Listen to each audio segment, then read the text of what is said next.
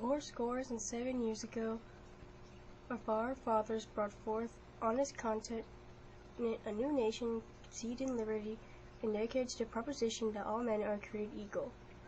Now we are engaged in civil war, testing whether that nation or any nation so conceived and so dedicated can long endure.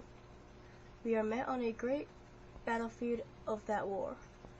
We have come to dedicate a portion of that field as a final resting place for those who here gave their lives that that nation might live.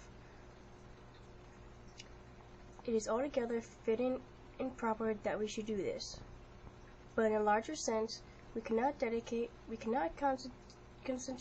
cannot hollow this ground. The brave men, living and dead, who struggled here, have consecrated it far above our power to add or detract. The world will no longer remember what we say here, but we can never forget what we did here. It is for us, the living rather, to be dedicated here, have thus far so nobly advanced. It is rather for us to be here dedicated to the great task remaining before us, that from these honored dead we take increased devotion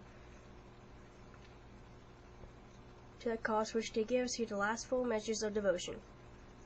That we are highly resolved that these dead shall not have died in vain, for the station under God shall have a new birth of freedom, and that government of the people, by the people, for the people, shall not perish from the earth.